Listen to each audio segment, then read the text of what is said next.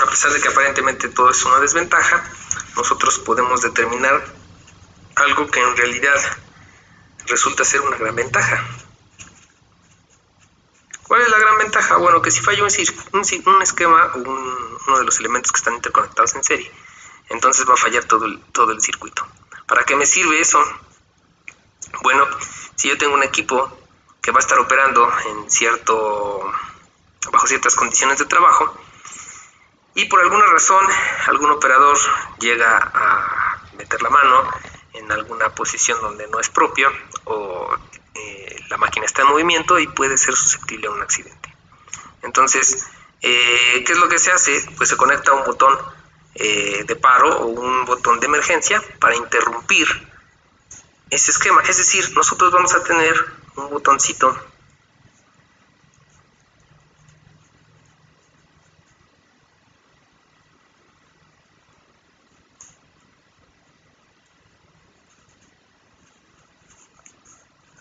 que va a estar conectado en serie, comparte un punto con este otro elemento.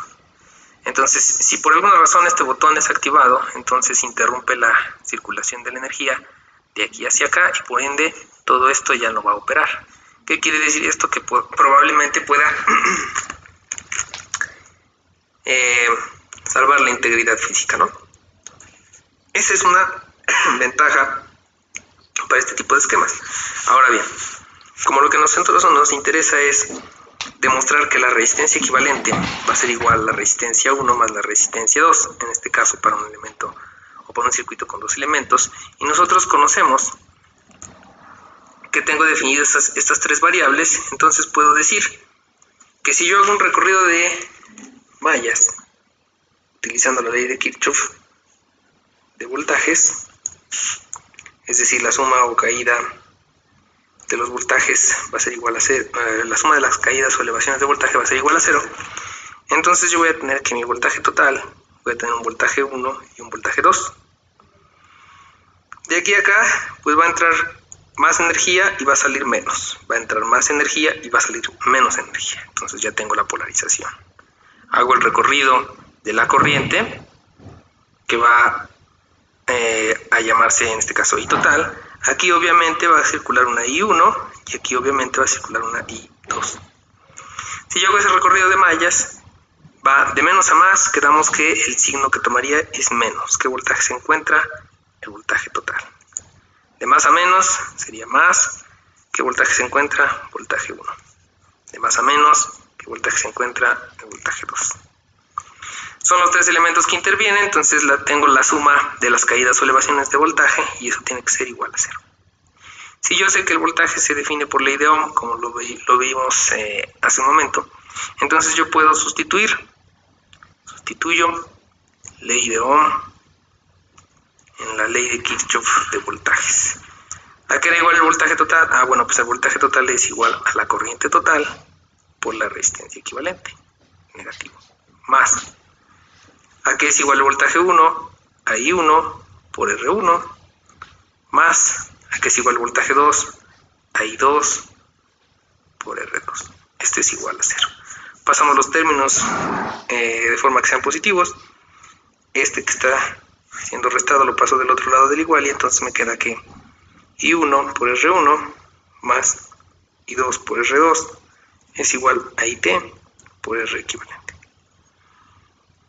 Como yo sé de mis características de un circuito en serie que la corriente total va a ser igual a la corriente 1 igual a la corriente 2, es decir que esta permanece constante, por ser una ecuación yo puedo hacer multiplicación, división, suma, resta o cualquier operación, pero a los dos miembros de la ecuación.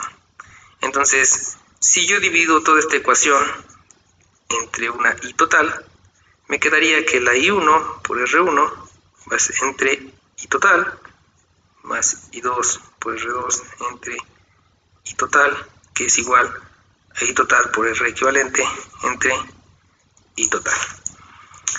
Si este es igual que este, entonces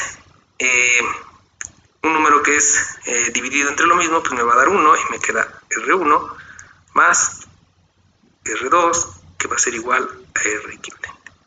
Y entonces yo llego a mi demostración. ¿Qué es lo que quiere decir esto? A final de cuentas, para calcular la resistencia equivalente en un circuito en serie, va a ser la suma de todos y cada uno de los elementos que estén conectados en serie. Como vimos en la clase pasada,